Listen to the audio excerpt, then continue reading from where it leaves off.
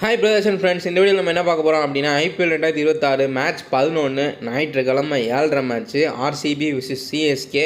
So ரைவல்ரியான match. ஆனால் கடந்த 2 வருஷமாக ஆர்சிபி தான் டாமினேட் பண்ணிகிட்ருக்காங்க. சிஎஸ்கே கம்பேக் கொடுக்குறாங்கன்றதை பார்க்கலாம். ஃபஸ்ட்டு 2 மேட்ச் வேறு தோத்துட்டாங்க.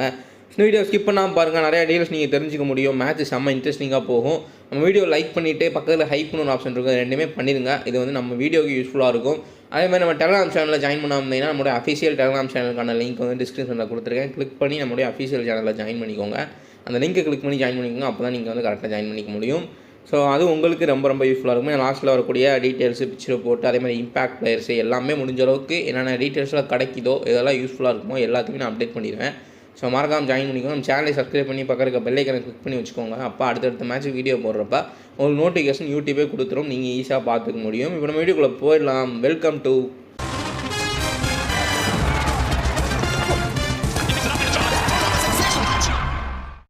வென்யூ அண்ட் பிச் ரிப்போர்ட்லேருந்து ஸ்டார்ட் பண்ணிடலாம். சின்னசாமி ஸ்டேடியமில் தான் மேட்ச் இருந்து நடக்குது. நல்ல ஒரு பேட்டிங் பேரடைஸ், எல்லாத்துக்குமே தெரிஞ்ச விஷயம் தான். பயங்கரமான ஸ்கோர்ஸ் போகும், நல்லா 6 4 அடிக்க முடியும். அதேமாதிரி விக்கெட்ஸுமே எடுக்க முடியும். ஸோ டாக்டிக்கலாக போடக்கூடிய பவுலர்ஸ் கண்டிப்பாக விக்கெட்ஸ்ன்றது எடுப்பாங்க. ஸோ பவுண்டரி டைமண்ட்ஸை பொறுத்த வரைக்கும் ஸ்கொயர் ஷார்ட் பவுண்டரிஸ் தான், ஸ்ட்ரெயிட்டில் மட்டும் கொஞ்சம் அதிகம். பட் ரொம்ப சின்ன கிரவுண்டு தான் சின்னசாமி ஸ்டேடியம். ஸோ அடித்தா கண்டிப்பாக கொஞ்சம் பவர் கொடுத்தாலே, இல்லை டைமிங் இருந்தாலே வந்து வெளியில் பறந்துடும், இல்லை மிஸ் டைம் ஆனால் கூட வெளியில் போகக்கூடிய அந்தளவுக்கு ஃபாஸ்ட் அவுட் ஃபீல்டு, அதேமாதிரி சின்ன கிரவுண்டு. ஸோ அதனால் வந்து பேட்டர் பேரடைஸ் தான் ஃபுல் அண்ட் ஃபுல்.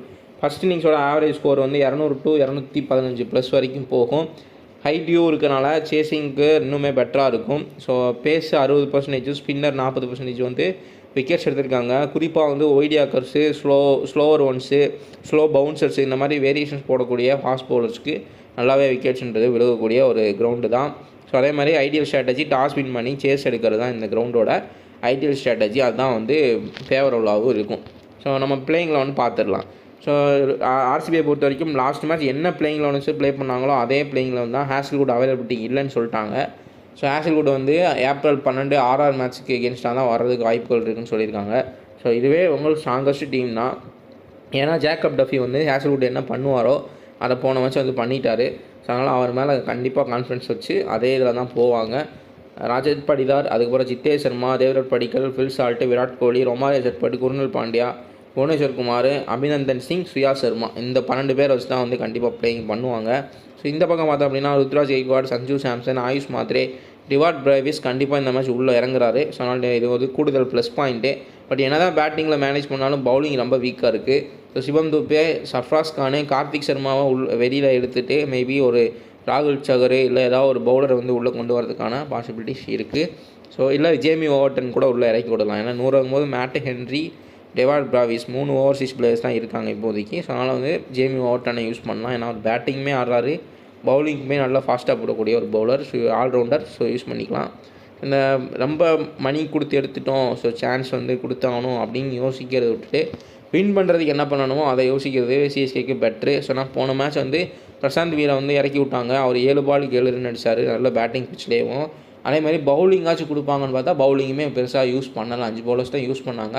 ஸோ எதுக்கு நம்ம அந்த பிளேயிங் லெவனில் ஒரு எம்டி ஸ்லாட்டை வச்சுட்டு அந்த மாதிரி தான் இருந்தது. ஸோ அதுக்கு போல் ஜேமி ஓவர்டன் இறக்கி விட்டுருந்தா அவர் வந்து கடைசியில் கொஞ்சம் பவர் ஹிட் பண்ணியிருப்பார். சிவம் துபே கூட சேர்ந்து பவுலிங்குமே போட்டிருப்பார். ஸோ என்ன பண்ணுறாங்க, அவங்களுடைய டிசிஷன் என்ன பண்ணுறாங்கன்றதை பார்ப்போம். ஆனால் டெவார்ட் பிரேவிஸ் கண்டிப்பாக இந்த மேட்ச் உள்ளே வராரு, அதேமாதிரி நோட் பண்ணிக்குவேன். Noor Ahmad, Matt Henry, Khaleel Ahmed. So bowling வந்து ரொம்ப வீக்காக தெரியுது. ஸோ நெக்ஸ்ட் என்ன பார்க்குறோம் அப்படின்னா டீம் ஃபார்ம் அண்ட் மவுண்டன் பார்த்துருவோம். டீம் ஃபார்ம் அண்ட் மவுண்டை பொறுத்த வரைக்கும் ஸ்ட்ரென்த்து மேலே இருக்கக்கூடிய டாப் ஆர்டர்ஸ் எல்லாருமே பயங்கர ஃபார்மில் இருக்காங்க. Virat Kohli, Phil Salt, dangerous, அதுக்கப்புறம் தேவ்தட் படிக்கல், சின்னசாமி ஸ்டேடியமில் அந்த அடி அடிக்கிறாரு. ஸோ அடுத்தடுத்து வரக்கூடிய எல்லாருமே வந்து சூப்பராக பேட்டிங் ஆடக்கூடிய ஒரு பிளேஸ் தான் டீம் டேவிட். அதுக்கப்புறம் வந்து பார்த்திங்கன்னா Jitesh Sharma, Romario Shepherd. So நல்லா பேட்டிங் அட்டாக் வச்சுருக்காங்க. இந்த பக்கம் ஸ்ட்ரென்த்தை பார்த்தோம் அப்படின்னா சிவம் தூபே அண்ட் சாம்சன் தான். ஸோ நல்ல ஒரு best spin hitters. So maybe ஸ்பின்னுக்கு பெருசாக போன மேட்ச்சு கொடுக்கல. சுயா சர்மா அவர் தான் வந்து அதிகமாக போட்டார். குருணல் பாண்டியா 1 ஓவர் தான் போட்டார்னு நினைக்கிறேன், ஐ திங்க். ஸோ ஒரு 4 ஓவருக்கு வேணால் அது உங்களுக்கு ஸ்ட்ரென்த்தாக இருக்கலாம். பட் மற்ற மேட்ச்சுக்கு வந்து மற்ற ஓவர்ஸ்க்கு வந்து இந்த குறிப்பிடத்தக்க ஸ்ட்ரென்த்து சிவம் தூபே, சாம்சனுடைய ஸ்பின் ஹிட்டிங் வந்து யூஸ் ஆகாது. ஸோ குருணல் வந்து பவுலிங் போட்டால் கண்டிப்பாக வந்து வெளியே அடிச்சிருவாங்க. வீக்னஸை பொறுத்த வரைக்கும் இந்த பக்கம் ஒரு டெத் பவுலிங், இந்த ஃப்ளாட் ட்ராக்கில் டெத் பவுலிங் வந்து கொஞ்சம் வந்து வீக்னஸாக இருக்கும். பட் அவங்க சிவம் தூபேக்கு வந்து லாஸ்ட்டில் டெத்தில் நல்லா ஹிட் பண்ணக்கூடிய ஒரு பாசிபிலிட்டிஸ் இருக்குது. ஸோ அது மட்டும் தான் இப்போதைக்கு ஆர்சிபிக்கு இந்த பிட்ச்னால் வந்து கொஞ்சம் வீக்னஸ், அவ்வளோதான். வீக்னஸை பொறுத்த வரைக்கும் சிஎஸ்கேல இன்எக்ஸ்பீரியன்ஸ் பேஸ் அட்டாக், ஏன்னா கலியில் போட்டு பொழந்துட்டுருக்காங்க. பவர் பிளேயில் வந்துட்டு கோலிக்கு வந்து எகென்ஸ்டாக, கலிலுக்கு எகென்ஸ்டாக அதிகபட்ச ரன்கள் அடிச்சிருக்காரு. ஸோ அந்த ஒரு ஸ்டாட்ஸுமே இருக்குது. அதுக்கப்புறம் பார்த்தோம் அப்படின்னா மேட் ஹென்ரி, அவரையுமே வந்து பவர் பிளேயில் பிரப்சிமரன் சிங்கும் பிரின்ஸ் ஆலியாவுமே நல்லா போட்டு பொழன்னு பொழந்தாங்க. ஸோ அந்த மாதிரி நடந்துகிட்ருக்கு. அன்சுல் கம்போஸ் ஓரளவுக்கு இவங்களை கம்பேர் பண்ணுறப்ப டீசெண்டாக விக்கெட்ஸ் எடுக்கிறாரு, இது பண்ணுறாரு. பட் அவருக்கு ஐபிஎல்லில் சின்னசாமி ஸ்டேடியமில் இதுதான் வந்து முதல் மேட்ச்சு. ஸோ அதனால் வந்து அந்த இன்எக்ஸ்பீரியன்ஸுன்றது இவங்களுடைய பவுலிங் அட்டாக்கில் நல்லாவே இருக்குது. ஸோ இப்போ head to head stats, venue ஸ்டாட்ஸ்ன்றதை பார்த்துருவோம். எல்லா பிளேயர்ஸ்க்கும் ஹைலைட்டாக இருக்கக்கூடிய top 5 players: Shivam Dube, Romario Shepherd, Ayush Mhatre. போன வருஷம் 94 ரன்கள் ஆர்சிபிக்கு எகென்ஸ்டாக தான் அந்த ப்ளஸ் இருக்குது. So Virat Kohli, Phil Salt, so இவங்க தான் அந்த 5 பிளேயரு. சிவம் தோப்பே பொறுத்த வரைக்கும் ரீசெண்டாக ஆர்சிபிக்கு எகென்ஸ்டாக நடந்த சில மேட்சஸில் அதிகமான ரன்கள் அடிச்சிருக்காரு. 200க்கும் மேலே ரன்கள் அடிச்சிருக்கனால 113 ஆவரேஜ், மேசிவ் ஆவரேஜ்ன்றது இருக்குது. ப்ளஸ் அவருக்கு ஃப்ளாப் ரேட்டுமே கம்மி. ஸோ பெருசாக வந்து ஃப்ளாப் ஆக மாட்டார். Romario Shepherd allrounder. So bowling இல்லை பேட்டிங் எதாவது அவளை பெர்ஃபார்ம் பண்ண முடியும். ஸோ அவருக்குமே ஃப்ளாப் ரேட்டுன்றது கம்மி. 53 ஆவரேஜ் சிசி எகென்ஸ்டாக, 3 விக்கெட் ஆவரேஜ் சின்னசாமியில் வச்சுருக்காரு. ஸோ பேட்டிங் பவுலிங் போத்லேயுமே இருக்குது ஸ்டாட்ஸ்ன்றது. ஆயுஷ் மாத்ரே போன வருஷம் RCB எகென்ஸ்டாக 94. Virat Kohli 37 CSK எகென்ஸ்டாக, வென்யூவில் 40. Phil Salt வந்து 31, இந்த கிரவுண்டில் 33 சிசி எகென்ஸ்டாக. அந்த 5 பேரை வந்து நோட் பண்ணி வச்சுக்கோங்க. இதில் ஃப்ளாப் ரேட்டு ரொம்ப கம்மியாக இருக்கக்கூடிய ஒரு பிளேயர்ஸ்னால் Shivam Dube, Romario Shepherd, Virat Kohli, Ayush Mhatre, Phil Salt மட்டும்தான் hit or flop players. But இப்போ இருக்கக்கூடிய சிஎஸ்கேவோடைய பவுலிங் அட்டாக்கு ஃபில் சால்ட் அவுட் ஆகக்கூடிய சான்சஸ் ரொம்ப கம்மி. ஆனால் ஆர்சிபியோட பவுலிங் ஸ்ட்ராங்கு. ஸோ ஃபார்மில் இப்போ வந்திருக்கார். ஆயுஷ் மாத்ரே ஃபார்மில் தான் இருக்கார். சின்ன கிரவுண்டு, பேட்டிங் விக்கெட்டு. ஸோ கொஞ்சம் ஆடிட்டாங்க. அந்த ஏர்லியராக அவுட் விக்கெட் விடலை சஞ்சு சாம்சன் அண்ட் ருத்ராஜ் கேக்வாட் 4 ஓவர் கடந்துட்டாங்க அப்படின்னா கண்டிப்பாக ஆயுஷ் மாத்ரே அகெயின் ஒரு பிக் ஹிட்டுக்கு போகலாம்.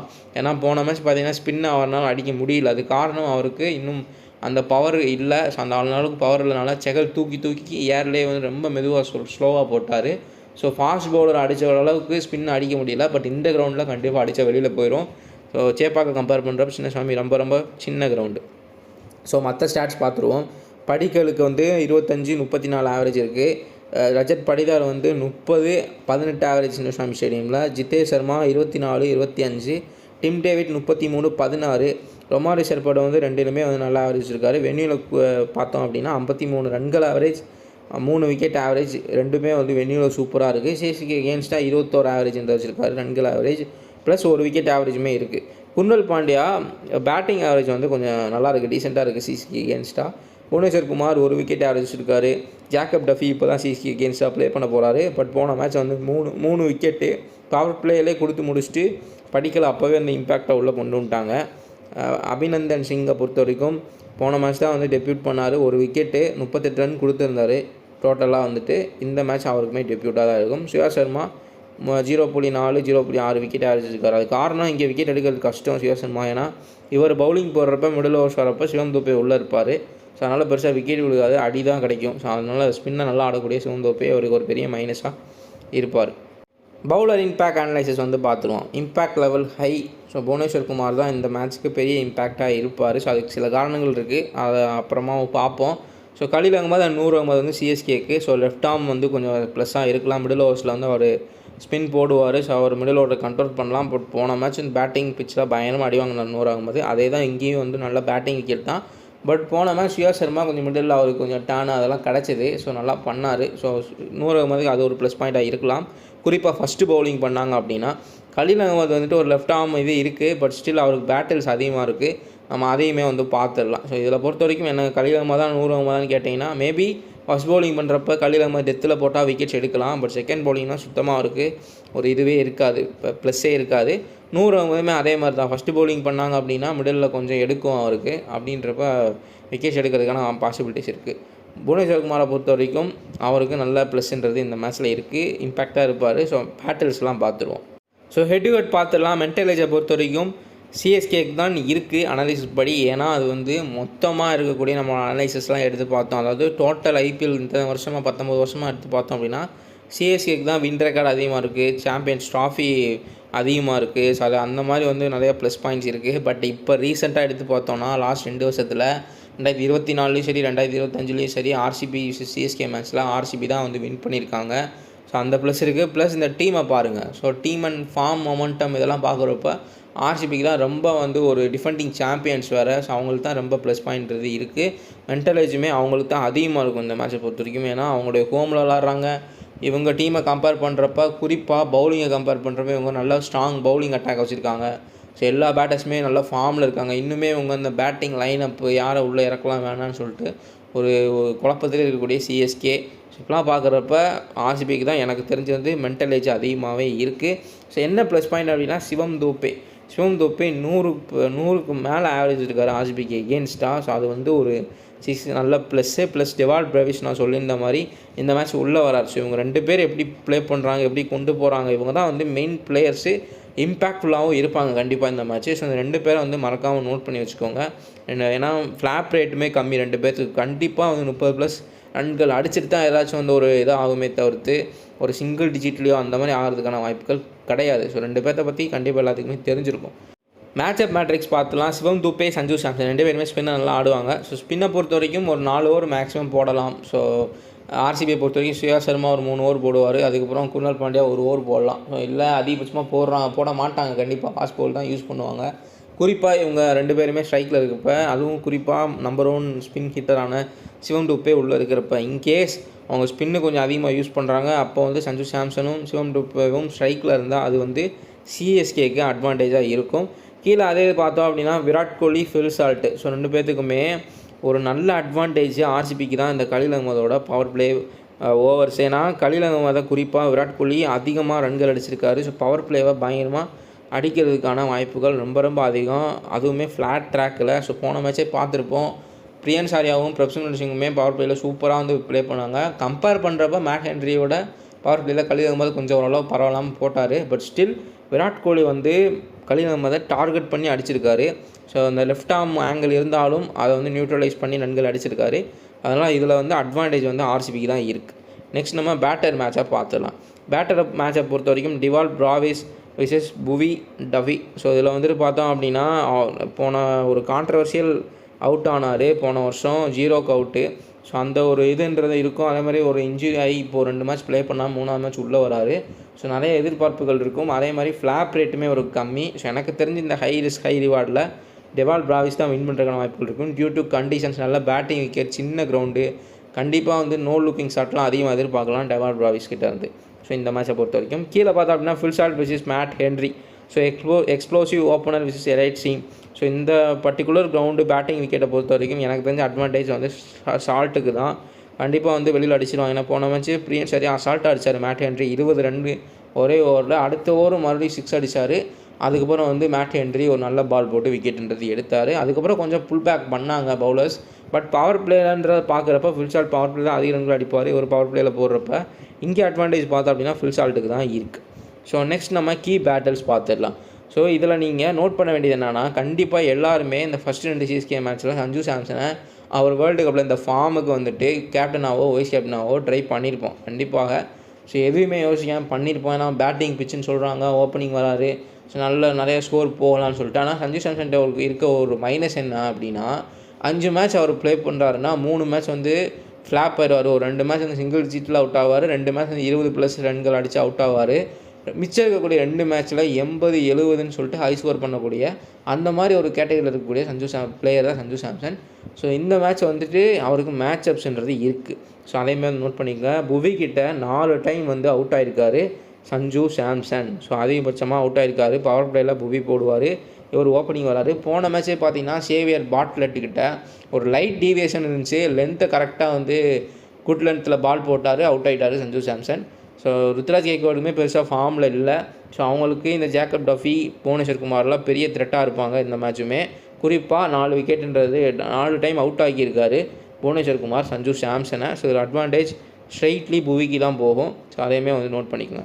செகண்ட் பேட்டில் பொறுத்த வரைக்கும் சிவம் டூபே. ஸோ சிவம் டூபே வச்சு ஆர்சிபி பவுலிங் அட்டாக் யார் போட்டாலும் ஆர்சிபி எகென்ஸ்டாக மேசிவாக ஹிட் பண்ணியிருக்காரு, 100 ஆவரேஜ். ஸோ ப்ளஸ் அட்வான்டேஜ் இதில் பார்த்தீங்கன்னா கண்டிப்பாக சிவம் டூபேக்கு தான் இருக்குது. ஸோ அப்புறம் பேட்டில் 3 பவர் பிளேயை பொறுத்த வரைக்கும் நான் சொல்லியிருந்த மாதிரி விராட் கோலி விசஸ் கலீல் அகமது. இதில் விராட் கோலிக்கு தான் ஸ்ட்ரெயிட் அட்வான்டேஜ். ஏன்னா கலீல் அகமதை வந்து விராட் கோலி 75+ ரன்கள் அடிச்சிருக்காரு. ஸோ 2 டைம் அவுட் ஆகிருக்கார். ஸோ 2 பேர்த்துக்குமே சரியான பேட்டிலாக இருக்கும். பட் இந்த பிச் கண்டிஷன்ஸை பொறுத்த வரைக்கும் பேட்டருக்கு தான் வந்து ஃபேவரபுளாக இருக்கும் மோஸ்ட்லி. ஸோ அதனால் விராட் கோலிக்கு தான் இந்த பேட்டலுமே போகுது. இதேமாதிரி நோட் பண்ணிக்கோங்க மைன்யூட் டீட்டெயில்ஸ். கலீல் அகமது வந்து விராட் கோலியை 2 டைம் எடுத்திருக்காரு. ஆனால் அவரை வந்து இவர் 75 ரன்களுக்கும் மேலேயும் ஸ்ட்ரைக் ரேட்டில் ரன்கள் அடிச்சிருக்காரு. நல்ல ஒரு ஸ்ட்ரைக் ரேட்டில் 75 ரன் அடிச்சிருக்காரு.